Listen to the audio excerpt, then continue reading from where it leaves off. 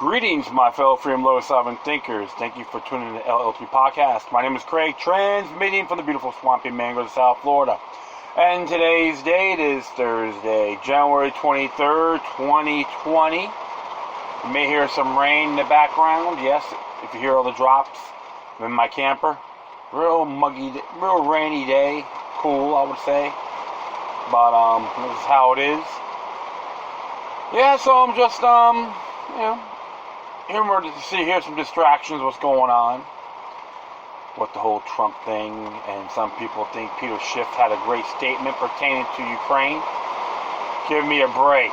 You gotta listen to some tyrannical crapbag and say he's dead on. Come on. You know how I don't know how I feel about it. Plus, I'm no Trump worshiper. And many other things, and of course the Virginia delegates don't give a damn about the people protesting on their right to keep and bear arms, but they still want to do things their way, not by the book of the Commonwealth Constitution. How astute is that? That's how dumb and pathetic some of these people are. You got a lot of arrogant politicians out there believe they're above everybody. They believe they're Caesar and his minions. Like we all have to serve them. Nothing new at all. That's how dumb, stagnant, and pathetic people are. And of course, I've been listening to a podcast yesterday pertaining to Mike Adams. Looks like there's a cyber attack on his show. And of course, one of the chaps from InfoWars got arrested for protesting at the impeachment hearing. Yes, truth, justice in a tyrannical way. When they say bend over, you have to go, how far, please? Tread on me! Well, a lot of interesting things are happening in the United States, but there's nothing really new. Of course, you got the clowns in Tallahassee, wants to end that gun show loophole. Want to be anti-right of privacy, which I've been petitioning them again on it.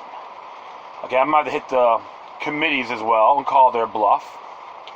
Tell them it's null and void. All you gotta do is read the Declaration of Rights. If not, go somewhere else. I believe in state deportation, by the way. We should ship these bastards back where they came from, or put them in jail for treason, I would say, That'd be a great thing to do. Never complain, folks. Gotta take action, enlighten one another, share information, and let them know who's the boss. They all assume all should revolve around them, not the other way around. So many other good things are occurring, of course, some crazy stuff as well. Nothing new at all. But the bottom line is, you gotta observe responsibly. Don't go for face value. Examine the fine print. I know I'm ranting here. Forgive me. I'm just getting a few things off my chest. It's like the time with the former players and managers from the Houston Astros cheated, but if they do it, if it's a Washington D.C., that's okay. We can't do a damn thing about it. Bunch of double standards to the core.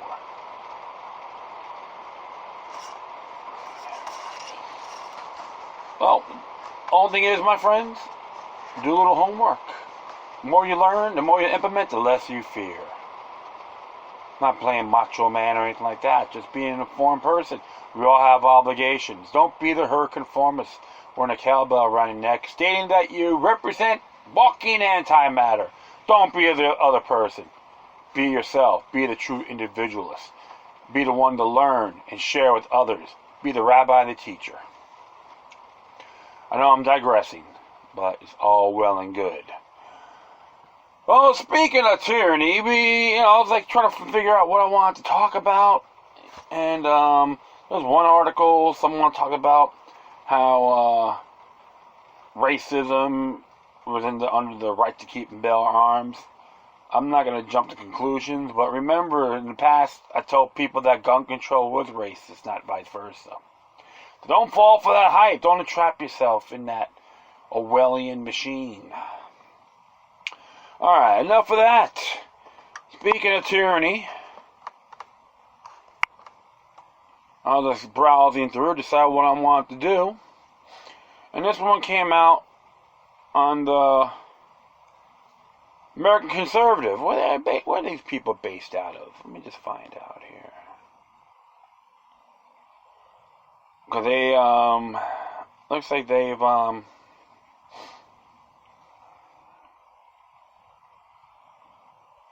there's something here, just, very intriguing.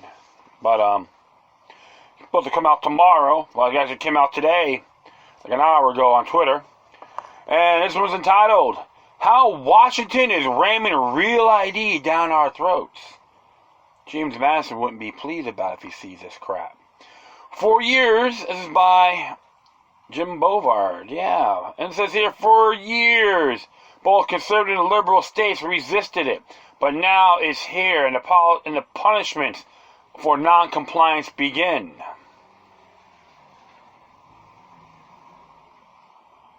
Yeah, they want your sperm count next, right? It has to say here, a being patriotic citizen and a former Boy Scout recently answered the summons to my local vehicle administration, MVA, office to deliver a stash of documents to comply with the Federal Real ID Act. State of Maryland claimed to be unsure who I was, though they never hesitate to cash my property tax payments. I'm going to continue on here.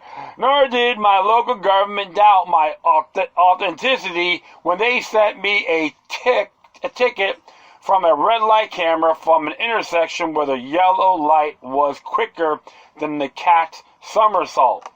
Even though I was aware of real ID perils, I showed up at the local MVA at the appointed time. The MVA clerk quickly discovered that while my driver's license and passport identify me as James, the IRS forms 1099s provide her identity, me as Jim, as well-known employed by terrorist groups. Luckily, I brought a heap of documents and found a few 1099s with James. Otherwise, I might still be in identity purgatory. I can relate to this, folks. This is how pathetic this whole Real ID Act scheme is. Actually, I probably would have ignored the summons except that Maryland is revoking thousands, if not tens of thousands, of driver's licenses of people who fail to obey the MVA's latest document demands, notwithstanding the MVA employees' crime wave. The Real ID Act has been an intensely controversial since its 2005 enactment in the wake of the 9/11 attacks, and fiercely opposed by both conservatives and liberals, except for George W. Bush. God bless the New World Order. Imperialism is the only way. You with us or you with the terrorists? Yay! Herd conformity, applaud! Exactly. So we'll continue on here. 25 state-passed resolutions objecting to the law or signaling they would not comply. Electric Frontier Foundation declared in 2007 a federal law that aims to conscript the states into creating a national ID system. Is precisely the kind of scheme that the framers expected that federalism would guard against. But the Department of Homeland Security has compelled a submission by announcing that the Transportation Security Agency will prohibit Americans from flying unless they have either a Real ID Act approved driver's license or passport. The Supreme Court ruled in 1999 that the constitutional right to travel from one state to another is firmly embedded in our jurisprudence. But the Real ID Act policies have routinely scorned both Bill of Rights and the Supreme Court rulings. Because, you know why? They're tyrannical, technocratic scumbags. Yes, I love using that term. Tyrannical, technocratic scumbags. And of course, all hail to mercantilism, right? Hip hip hooray, hip hip hooray. I want to do things the Big Brother way. Of course, but if I speak like that, you're a terrorist. All those Kool-Aid drinking saps will say that. Most Americans do not possess passports, so federally approved state driver's licenses are becoming de facto internal passports. Almost 100 million Americans do not have a Real ID compliant identification. According to the U.S. Travel Association in Minnesota, 11% of drivers still have licenses that will be rejected at TSA checkpoints. Starting on October 1st, states and individuals are chaotically scrambling to meet the law's shifting demands. This is plain and simple. You toss those bastards out of there. Each airport is owned by municipalities, not by the TSA. Okay? That's a fact. And I'll continue on here. And where am I here? Yeah. Twitter is echoing the howls of people who spent hours at Motor Vehicle Administration's offices only to have their paperwork rejected because of picayune quibbles. Of course, happened to me down here in Florida. I've been registered under the Florida DMV since 1984, but I have to have a certified birth certificate. All my names in capital letters. But it doesn't count anymore. So I asked the DMV clerk, "You're telling me I've been an illegal alien from New York City since 1984?" That's something to let you know. Okay, it's just a fact. I've been an illegal alien. Okay, like I'm from New York. Okay, go figure. I'm originally from Brooklyn, New York. But I'll continue on here. But the real ID poses perils beyond the airport entrance. Maryland began issuing real ID driver's licenses in 2009. In 2017, the Department of Homeland Security notified the state that the real ID licenses were invalid unless Maryland snared more documents for each driver. More than 500,000 drivers remain at risk for losing their licenses. You know what? I say stick it up their rear ends. I will let people know you have the right to travel, as long as it's not commercial. Stop being we gotta stop being a bunch of crybabies and take action. In Maryland, all you gotta do is read the Declaration of Rights. It's self-explanatory. Don't be a bunch of illiterates. Do something. Like that everywhere else as well. The Washington Post reported in August that 8,000 Maryland licenses have been suspended. 3 months earlier, NBA announced that 66,300 people were at the risk of having their driver's license or identification cards revoked for failure to comply with NBA demands. As Maryland ramps up enforcement, the number of suspended licenses is probably far higher now, but NBA spokesperson failed to respond to repeated press inquiries seeking the latest number. Maryland police are seizing the license of any driver who they stop whose only offense was failure to hustle to show Maryland bureaucrats their birth certificate, passport, utility bills, social security card, or other proof of their identity. See, when government knows best, it turns to crap. Hallelujah. Since the 2005 enactment of the Real ID Act, which was passed during the Military Appropriations Bill, folks, the federal government has helped bankroll the license plate scanner network that permit tracking any driver on the road in many parts of the nation. That's for in the name of war on terror. If Maryland decides to target people who receive cancellation notices that are about almost 500 license plate scanners deployed in police cars and elsewhere in the state that compile almost 500 million scans of drivers per year. If the order is given to use the scanners, 1,000 people a day could be stripped of their licenses and potentially arrested. NBA spokesperson failed to respond to inquiries about whether license plate scanners may be used for enforcing Real ID compliance demands.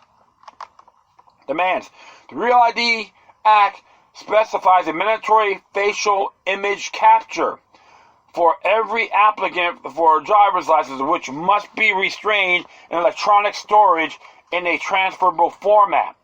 As Texter recently reported, federal investigators have turned state motor vehicle databases into bedrock of unprecedented surveillance infrastructure. The FBI is regularly tapping into databases with more than 600 million facial photos. But citizens have nothing to fear because, as the FBI's Kimberly Del Greco recently testified to Congress, Facial recognition technology is critical to preserve our nation's freedoms, ensure our liberties are protected, and preserve our security. What the hell's her who's her damn role model, is it? Bizarro? Yes, Bizarro's my Lord and Savior. Ms. Del Greco did not invoke China's example to appease apprehensions on potential abuses of facial recognition regimes. Man, if I was in Congress, I'd have my penile microphone. Hey, talking this one, bitch. Excuse my little vulgarity there, but it's like very insulting. They assume we're all a bunch of morons, folks. Come on. You're more intelligent than that. National ID cards will do far more to control than to protect Americans. The Real ID could enable the feds to demand more information in the future. If Maryland or other states have the prerogative to cancel driver's licenses because of federal demands for people to show up with their passports or birth certificates, there is nothing to prevent future cancellation of licenses for people who balk at providing DNA samples or submitting it to retina scans. I know there's some people I know support that. Bend over Bob's, Uncle Tom's and your mama's to technocracy. So now we'll continue on. Where is it? Right here. Okay. The Justice Department just proposed to begin collecting DNA from anyone, including U.S. citizens, detained at the U.S. border. God bless the Patriot Act. It's done for our own good. This is like blasphemy to the core. Yep. So it says here, DNA from anyone, including U.S. citizens, detained at the U.S. border. An estimated 740,000 people a year. If a major terrorist attack occurred within the U.S., politicians will likely, again, stampede to grant any demands made by the FBI, DHS, and with other federal agencies. Give us more money, please. And we'll give all these guys a raise, and we'll give the American people the big middle finger. Yeah. The biggest folly would be to presume the data roundup spurred by Real ID and other federal policies will somehow keep Americans safe. What a pipe dream, indeed. Centralizing personal data in vast databases increases the profits and risk of identity theft. As plenty of NBA employees can testify, federal prosecutors snared at guilty plea in August involving a scheme involving two NBA employees who got kickbacks to create fraudulent licenses for illegal aliens. In 2015, a former long-term NBA employer was sentenced to prison after she was caught issuing fraudulent driver's licenses bearing photos of her co-conspirators and the names of real people, including victims who were citizens of Colombia and Puerto Rico, according to the U.S. Department of Justice. In 2012, a former NBA employee pled guilty to conspiring to fraudulently produce and sell Maryland driver's licenses for illegal aliens. In 2011, a former NBA senior document examiner was sentenced to 2 years in prison for conspiring to produce and transfer fraudulent driver's licenses. Also in 2011, two former NBA employees were sentenced to prison for their role in unlawfully producing and transferring Maryland driver's licenses primarily to illegal aliens. In 2009, a former NBA employee pleaded guilty for taking payments for illegally producing and transferring Maryland driver's licenses. Also in 2009, a former NBA employee pled guilty to a scheme creating fraudulent licenses, which included inventing false driver's license information from other states. In 2008, a former NBA employee was sentenced to 2 years in prison for his conspiracy to produce and transfer over 100 unlawfully produced NBA identification documents. In 2007, the NBA employee pled guilty for her role in selling over fake driver's licenses. To be fair, most NBA employees have never been indicted by federal grand juries. Interesting there. Massive databases of personal data will do nothing to boost the candor of the FBI or the competence of the TSA, which misses up to 80% of the weapons and mock bombs testers take through checkpoints.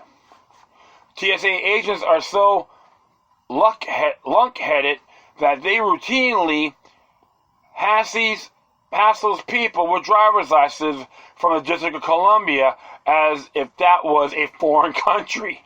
There is no reason to presume that the Real ID regime will produce the same type of identity theft that have long afflicted over federal personnel data systems. Of course, it's just the truth, my friends. You gotta always look at these things. The Real ID compliance debacles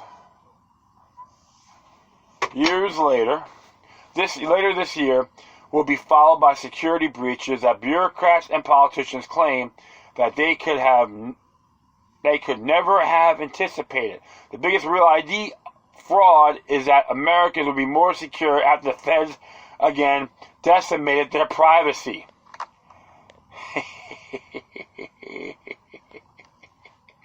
Absolutely. Lies, despotism, and a tyrannical way. That's all I gotta say, man. It is hilarious.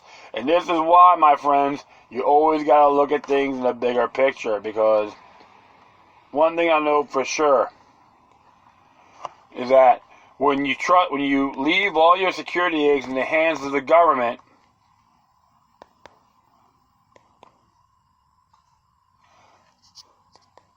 when you do that, leave all your security eggs to the government, you're gonna get screwed, okay? And that's just how it is. And it just really dawns on me, because interesting thing about it is that even James Madison on Federalist Papers 46 warned us about these things. And the fact is, the states and municipalities can say no. I'm not going to cooperate. So what happened? And that's what really gets me the most, because a lot of people, just really don't know what to do. It really just baffles me, and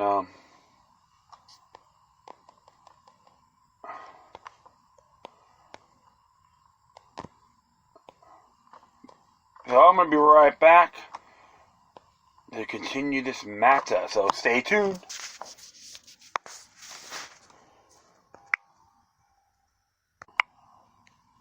Cool, okay, so sorry about that. I'm about to type into something that later on. But this one here came out yesterday. It's from the Rutherford Institute. You can say this can be related to it as well. And I am a supporting member of this organization. This is by John Whitehead. Check him out. Good stuff. He has a podcast, all that. And it says here, his commentary, Deadly Distractions, laying the groundwork for the next civil war. Pity the nation, or pity the people who allow their rights to erode and their freedoms to be washed away. Lawrence Ferlinghetti. And so it continues. This impeachment fiasco is merely the latest in a never-ending series of distractions, distortions, and political theater armed at diverting the public's attention from the sinister advances of the American police state. Don't allow yourself to be distracted, diverted, or mesmerized by the cheap theater tricks. The impeachment spectacle is Shakespearean in its scope, full of sound and fury, signifying nothing. Nothing is the key word here. Despite the wall-to-wall media coverage, nothing will change. Mark my words, the government will remain as corrupt and self-serving as ever, dominated by two political factions that pretend to be at odds with each other, all the while moving in lockstep to maintain the status quo. George Washington warned us about political factions in his farewell address. As I proceed, so President Trump's legal team can grandstand all they want about the impeachment trial being an affront to the Constitution and a dangerous perversion of the Constitution. But that's just smoke and mirrors. You know what is really an affront to the Constitution? the U.S. government. We've been losing our freedom so incrementally for so long, sold to us in the name of national security and global peace. Maintained by way of martial law disguised as law and order and enforced by a standing army of militarized police and a political elite determined to maintain their powers at all costs. That is hard to pinpoint exactly when it all started. Alright, here it all started going down here, but we're certainly on a downward trajectory now, and all things are moving fast. The Republican has fallen. The deep state's plot to take over America has succeeded. The American system of representative government has been overthrown by a profit-driven, militaristic corporate oligarchy bent on total control and global domination through the imposition of martial law here at home and by fomenting wars abroad. See that? Corporate oligarchy is not capitalism. It's fascism, folks. Just to put that in there. So if people are trying to argue that with me, just wear a muzzle, all right? Even now, we are being pushed and prodded towards a civil war, not because the American people are so divided, but because that's how corrupt governments control a populace, i.e. divide and conquer. These are dangerous times. These are needed dangerous times, but not because of violent crime, which remains at an all-time low, but because of terrorism, which is statistically rare, or because the borders are being invaded by foreign armies, which data reports from the Department of Homeland Security refute. No, the real danger that we face comes from none other than the U.S. government and the powers has granted to standing armies to rob, steal, cheat, harass, detain, brutalize, terrorize, torture, and kill American citizens with immunity. The danger we the people face comes from masked invaders on the government payroll who crash through our doors in the dark of night, shoot our dogs, and terrorize our families. This danger comes from militarized henchmen on the government payroll who demand absolute obedience, instill abject fear, and to shoot first, ask questions later. This danger comes from greedy, power-hungry bureaucrats on the government payroll who have little to no understanding of the constitutional limits. This danger comes from greedy politicians and corporations who profit Trump's principles. You want to know about the state of our union? It's downright scary. Consider, if you will, all of the dastardly, devious, diabolical, dangerous, debilitating, deceitful, dehumanizing, demonic, depraved, dishonorable, disillusioning, discriminatory, dictatorial schemes inflicted on we the people by a bureaucratic totalitarian regime that has long since ceased to be a government of the people, by the people, and for the people. The Americans have no protection against police abuse. It is no longer unusual to hear about instances in which police shoot unarmed individuals first and ask questions later, such as a 16-year-old teenager who skipped school, only shot by police after they mistook him for a fleeing burglar. Then there was an unarmed black man in Texas who was pursued and shot in the back of the neck by Austin police after failing to properly identify himself and leaving the scene of an unrelated incident. And who could forget the 19-year-old Seattle woman who was accidentally shot in the leg by police after she refused to show her hands? What is increasingly common, however, is the news that the officers involved in these incidents get off with little more time than a slap on the hands. Americans are little more than pocketbooks to fund the police state. If there is any absolute maximum by which the federal government seems to operate, is that the American taxpayer always gets whipped off. Can we say RICO, extortion? Damn right. This is true. Whatever you're talking about, taxpayers are being forced to fund high-priced weaponry that will be used against us. Endless wars that do little for our safety or our freedoms, or bloated government agencies such as National Security Agency with their secret budgets, convert agendas, and callous activities. rubbing salt into the wound, even monetary rewards in lawsuits against government officials who are found guilty of wrongdoing are paid by the taxpayer. Americans are no longer innocent until proven guilty.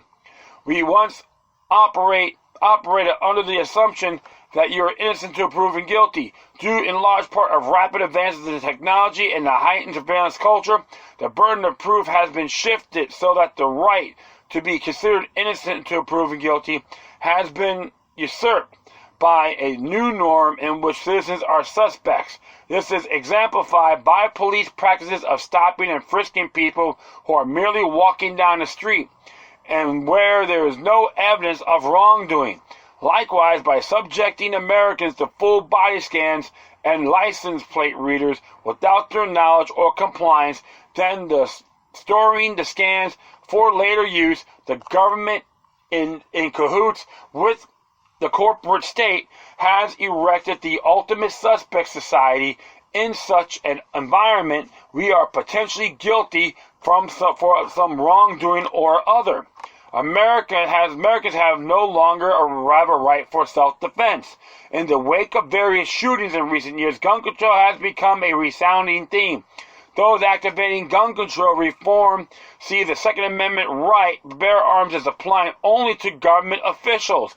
As a result, even Americans who legally own firearms are being treated with suspicion and, in some cases, undue violence. In one case, a Texas man has his home subjected to a no-knock raid and was shot in his bed after police attempting to deliver a routine search warrant learned that he was in illegal possession of a firearm. In another incident, a Florida man who was licensed to carry a concealed firearm found himself detained for 2 hours during a routine traffic stop in Maryland while the arresting officer searched his vehicle in vain for the man's gun, which he had left at home incidentally. That was like 5-6 years ago, if I'm correct. But I talked about that on my show one time. That's a long time, I would say that. The Trump administration has done more to crack down on Second Amendment rights than anything the Obama administration ever managed. Americans no longer have the right to private property. If American agents can invade your home, break down your doors, kill your dog, damage your furnishing, and terrorize your family, your property is no longer private and secure. It belongs to the government. Yeah, ain't that nice, folks? So, if I was a government delegate, I'll get more respect, right? So I got to be an apple polishing, bend over Bob and Uncle Tom and urge him on to the state. I will continue on here. Likewise, if the government officials can find and arrest you for growing vegetables in your front yard, praying with friends in your living room, installing solar panels on your roof, and raising chickens in your backyard, you're no longer the owner of your property. Americans no longer have the say about what their children are exposed in school. Incredibly, the government continues to insist that parents essentially forfeit their rights when they send their children to a public school. This growing tension over whether young people, especially those in the public schools, are essentially wards of the state, to do with as American officials deem appropriate, in defiance of children's constitutional rights and those of their parents, is reflecting the debate over such education programs that expose young people to all manner of sexual practices and terminology. Zero tolerance policies that strip students of any due process rights, let alone parental involvement in school discipline, and Common Core programs that teach students to be test takers rather than critical thinkers. Yeah, they want us to be robots. Americans are powerless in the face of militarized police. In early America, citizens were considered equal with law enforcement officials. Authorities were rarely permitted to enter one's home without permission or in a deceitful manner. And it was not uncommon for police officers to be held personally liable for trespass when they wrongfully invaded a citizen's home. Unlike today, early Americans could resist arrest when a police officer tried to restrain them without proper justification or warrant, which a police officer had to allow citizens to read before arresting them. Daring to dispute a warrant with a police official today who is armed with high-tech military weapons and tasers would be nothing short of suicidal.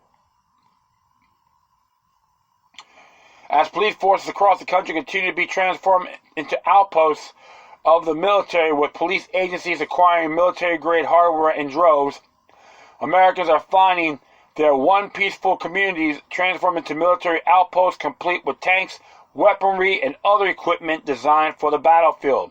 Americans no longer have the right to bodily integrity. Court rulings undermining the Fourth Amendment and justifying invasive strip searches have us powerless against police empowered to forcibly draw our blood, strip search us, and probe us intimately. Accounts are on the rise of individuals, men and women, being subjected to what is essentially governmental sanctioned rape by police in the course of routine traffic stops. Remember the New Mexico man who was subjected to a 12-hour ordeal in anal probes, x-rays, enemas, and finally a colonoscopy, all because allegedly rolled through a stop sign? Give me a break. Americans no longer have the right to the exploitation of privacy. Despite the staggering number of revelations about government spying on Americans' phones, calls, Facebook posts, Twitter tweets, Google searches, emails, bookstores, and grocery purchases, bank statements, commuter toll records, etc. Congress, the President, and the courts have done little to nothing to counteract these abuses. Instead, they seem determined to accustom us to life in this electronic concentration camp. Americans can no longer rely on the courts to mete out justice. The U.S. Supreme Court was intended to be an institution established to intervene and protect people against the government and its agents when they overstep their bounds. Yet, through their deference to police power, preference for security over freedom, and evisceration of our basic rights for the sake of order and expediency, the justices of the Supreme Court have become the architects of the American police state in which we now live, while lower courts have appointed themselves courts of order, concerned primarily with advancing the government's agenda, no matter how just or illegal. Americans no longer have representative government. We have moved beyond that era of representative government and entered a new age, let's call it the age of authoritarianism. In fact, a study conducted by Princeton and Northwest University concluded that the U.S. government does not represent the majority of American citizens. Instead, the study found that the government is ruled by rich and powerful, or the so-called economic elite. Moreover, researchers concluded that policies enacted by this government elite nearly always favor special interests and lobbying groups. And they're trying to creep in the state and local levels as well, folks. Just, you always got to pay attention to these scumbags, these parasites, psychic vampires.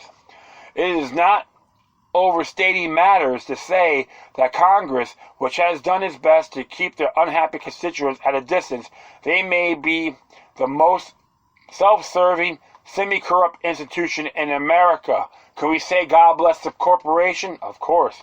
In other words, we're being ruled by an oligarchy disguised as a democracy, which that's a bad word, by the way, democracy. That's a slave term. And arguably on our way towards fascism, a form of government where private corporate interests rule, money, call the shots, and the people are seen as mere subjects to be controlled. Rest assured that when and if fascism finally takes hold in America, the basic forms of government will remain. Fascism will apparently be friendly. The legislature will be in session. There will be elections, and the news media will continue to cover the entertainment and political trivia. Consent of the governed, however, will no longer apply. Actual control will have finally passed to the oligarchic elite, controlling the government behind the scenes. Sounds familiar? Clearly, we are now ruled by an oligarchic elite of governmental and corporate interests.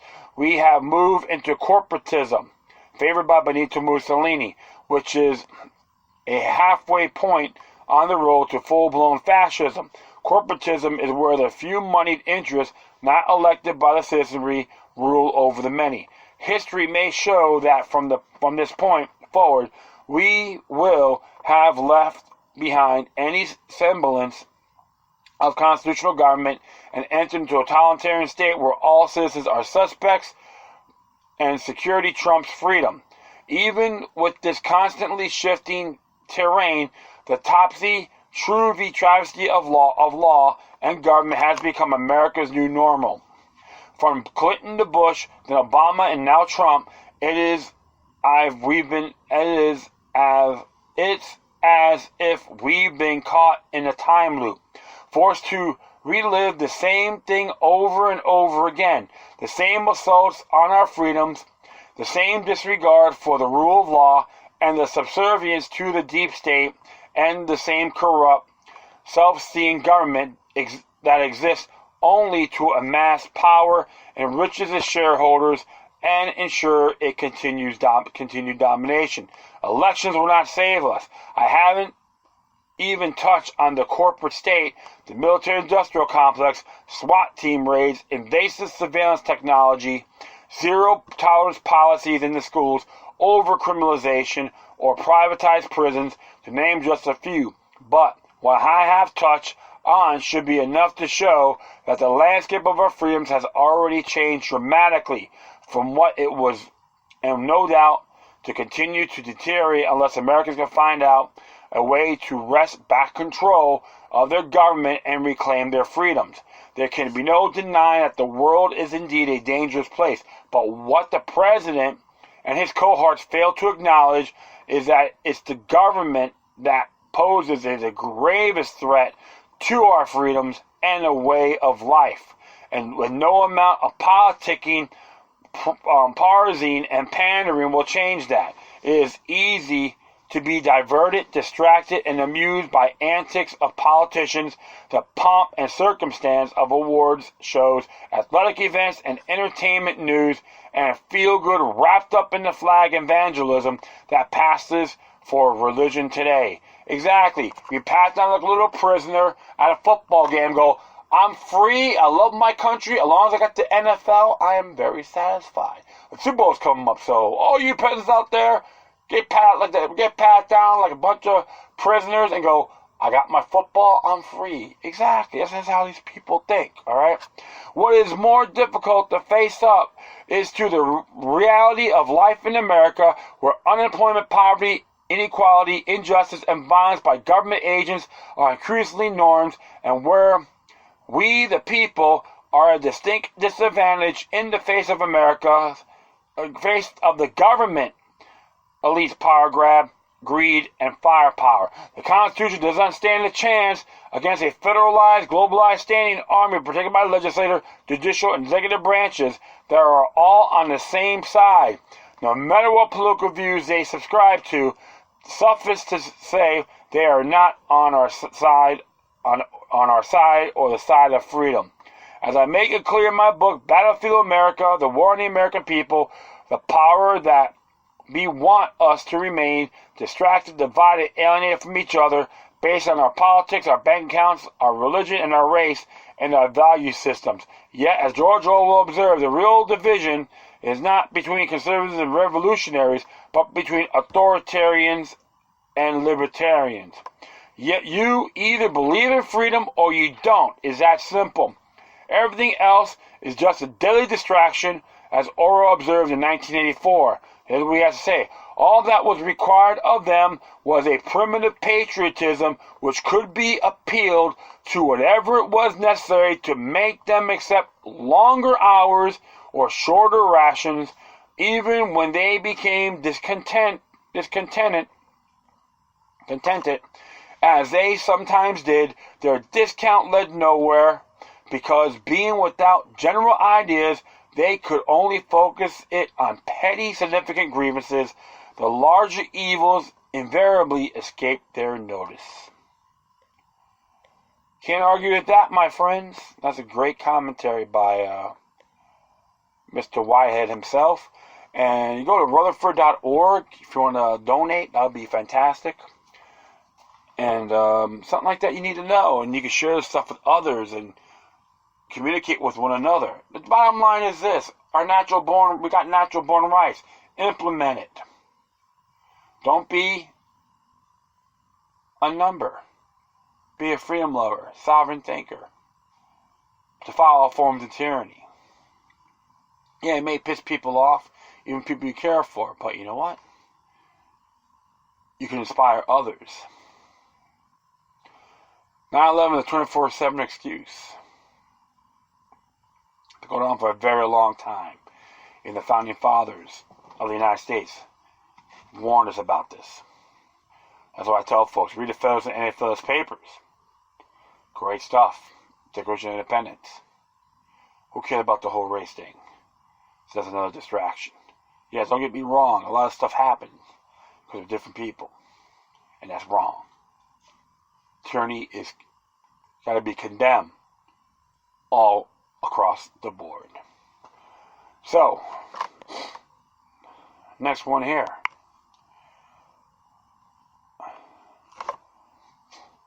Came out yesterday, I think. Yeah, late yesterday. Going to be a couple pertaining to the state of Florida. It says here, Florida Attorney General Ashley Moody asked judge to reject NRA lawsuit against Post-Parkland gun law.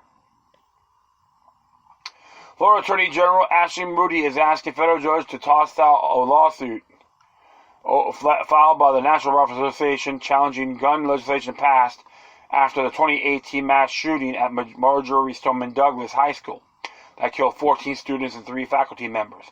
The National Gun Rights Group challenged part of the sweeping school safety law that raised age to purchase rifles and other long guns from 18 to 21, which is unconstitutional on the Florida level. It has to be voted on by the people. Okay?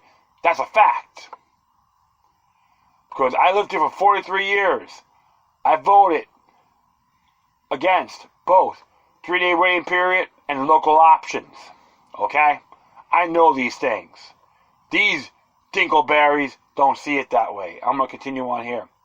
But in a motion to dismiss the case filed Tuesday, Moody's lawyers argue that the law doesn't violate the Second Amendment because while individuals who are between ages 18 and 21 cannot buy guns, they may still keep and use firearms for any lawful purpose. Well, so you still want to treat them like little children, little juveniles, okay?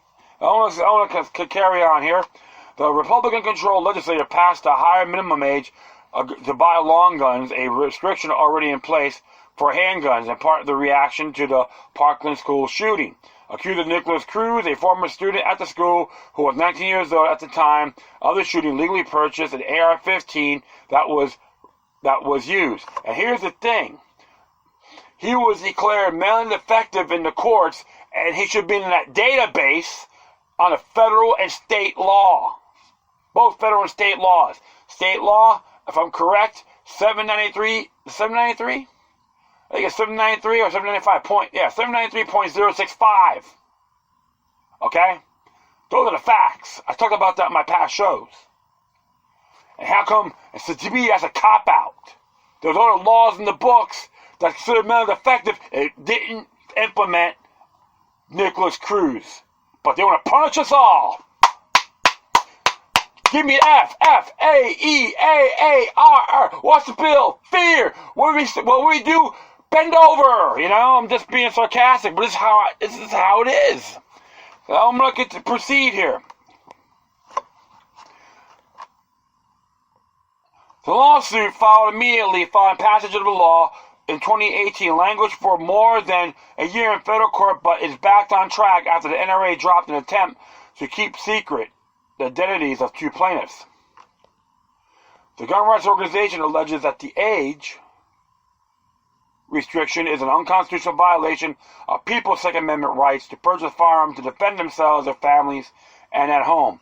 At age of 18, law-abiding citizens in this country are considered adults for almost all purposes, and certainly for the purpose of exercising fundamental constitutional rights. Just say natural rights. I hate when they use these terms, you know? Good grief. The NRA lawyers wrote in a brief filed in November. At 18, citizens are eligible to serve in the military, fight and die by the arms for the country. But in a 36-page motion filed Tuesday, lawyers for Moody argued that the Chief U.S. District Judge Mark Walker should dismiss the complaint because it fails to state a claim upon which relief may be granted. Yeah, it's null and... Yeah, Moody, your rhetoric is null and void. Noting that a 19-year-old used a lawfully purchased firearm to kill 17 students and faculty members at the Parkland School, Moody's lawyers wrote that Florida legislators were responding to that other instances of gun violence when they crafted the statute. See, she don't have the courage to go back to the old laws, according to this article. The state's age qualification is fully consistent with the historical understanding of the scope of the Second Amendment right, the Attorney General's lawyers wrote. Florida does not ban 18 to 20 years old from possessing firearms, and a prohibition on those individuals' purchase of firearm expires once they reach 21. You can vote, you can go to jail, you can serve in the military, but you can't own a firearm in Florida, a long rifle, because they're 21. Thou shalt do things half-assed backwards. In the light of the important governmental objective at stake and the carefully targeted age qualification, the statute easily passes intermediate scrutiny, the standard by which it should be judged, the lawyers added. Pretty penile microphone and rhetoric on their part. Oh, absolutely. This is why, my friends, when you start really reading these things, it was all fast-tracked, it was out of fear, and I let people know that. Even Moratis and Gary Farmer, but they're smarter than me, or smarter than the people. But see, the whole thing is, folks, they want to use that fear. They want us to give up our freedom for security. And here's the thing: they call it Parkland strong or Stoneman Douglas strong. Many people got to realize one thing: what have you learned from 9/11? Not a damn thing. And that's the truth, folks. I get infuriated by this. Innocent people getting hurt. People are incompetent. They contradict their claims. I recommend a lot of people out there should read that Stoneman Douglas Safety Committee report. It's mind-blowing. All right? They got a lot of folks out there were incompetent. Didn't get in. They said they had one school resource officer, security guy, see Nicholas Cruz walk in. Didn't stop him. Okay? This is disgusting. But they want you and I to be punished for it. Collective witch hunting. Well, one more here. Let me see if I got it here, my friends.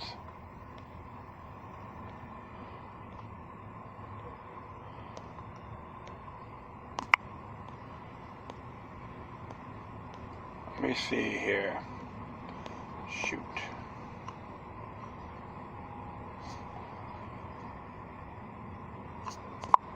Okay, cool. Let me see. Yeah, I'll be right back. Alright, cool. I got one more here for you folks, and that will be it here. This came out from the Capitol list, and came out actually yesterday, the 23rd to be exact. It says here, gun rights advocates gather at the Capitol in support of the Second Amendment. And as it reads, this is by Jordan Kirkland. And as it reads here, a small group of gun rights activists gathered Thursday at the state capitol to show their support for the Second Amendment. The group is Florida Carry Inc. is a grassroots movement comprised of people who seek to protect and expand their individual right to keep and bear arms and are willing to exercise that right. I'm a member of that, folks. FloridaCarry.org. The mass met with several legislators who are instrumental in preserving the Second Amendment for Floridians. Great to see defenders of our Bill of Rights and advocating for Tallahassee today, said Representative Anthony Sabatini, a conservative representing the state's 32nd House District. We need to protect our Second Amendment right, and that means putting an end to gun-free zones and passing campus carry and constitutional carry. Sabatino was one of the most vocal proponents of the Second Amendment, has filed numerous gun-related bills, including one proposal, HB 273. This session would have removed a requirement for a license to carry and a concealed firearm, whereas currently required for lawful gun owners. You should read these bills, folks. Very interesting. Which is a natural right under Article 1, Section 2 of our state constitution. Other pro-gun measures filed this session will include a campus carry bill, HB 6001, and Bill HB 6003, that would repeal the red flag law, which is a bill of attainder. It violates both Article 1, Section 9 and 10. I made a mistake. It violates Article 1, Sections 9 and 10 of both U.S. and Florida constitutions. Okay? That's a fact. Thursday's gathering was in response to a Senate bill that seeks to close the gun show loophole and create a record-keeping system for private gun sales. Yes, violation of the right of privacy. So these folks hate Roe versus Wade. So look at that, folks. Don't get offended when I make that statement. It's mainly the right of privacy. The proposal spearheaded by Senate President Bill Galvano, probably has a I Love Benito Mussolini a button and a sex doll of him, would require background checks and a 3-day waiting period for firearms sold on property to which the public has a right to access, increase the age threshold when storing guns in households, and open up private gun sales to government intervention. Null and void. Article 1, Sections 2, 10, and 23 of our state constitution makes it void. Okay? I know I said it a few times. Forgive me on that. A Republican-led Florida Senate committee passed the controversial bill last week, with 4 Senate Republicans voting in favor of the measure that seeks to take away the rights of law-abiding people. Since last week's votes, conservatives around the state have come out in the opposition to the bill. The Senate should not move forward. It's unacceptable for our legislators to attempt to deprive the people of Florida of their constitutional rights, said Leon County Republican Party Chair Evan Power. Responsible gun ownership makes our society safer. The vote has also caused strife within the party, with Governor Ron DeSantis and House Speaker Jose Avila reportedly pushing back against the gun control bill. Article 1, Section 10 will be declared a post-de facto law if it gets passed and signed by the governor, which I doubt is going to happen. If he has the courage to say no, he can veto it. It can be overridden. It's null and void. That particular bill. So something to look at, folks. On the state level, the Florida Constitution is the supreme law. Article 1, Declaration of Rights. No ends, no ifs, no buts. If you don't like it, get the hell out of my state. Take your residential tourist mentality somewhere else, because it's contaminating space. Many of them come down here to get rid of tyranny and they want to bring their garbage into the Sunshine State. I'm from Brooklyn, New York. Lived down here for almost 43 years in March of 1977. You're not going to tell me how to clean my rear end because you can't take care of your own affairs. I don't do that to people. You don't tell me how to live, because my rights are natural born. You can't do a damn thing about it. So you know what? That particular bill, flush it, burn it, wipe your rear end, because nothing more than used toilet paper. I wouldn't recommend folks out there using used toilet paper anyway. I'm just saying this as a figure of speech, symbolically speaking. And that is it. I'd like to thank everyone for listening. Plus, feel free to download and share throughout your social media networks. If you have any questions, comments, or you send something that's interesting you want to check out, whatever you do, please send your correspondence with decorum. Furthermore, I'll leave the footnotes of these articles on my Spreaker page. Once again, thank you for your time. Plus, always remember that demoniac resistance is healthy for the soul and can liberate humanity. Until next time, take care of yourselves. Keep on spreading love. And may your guardian spirits be with you.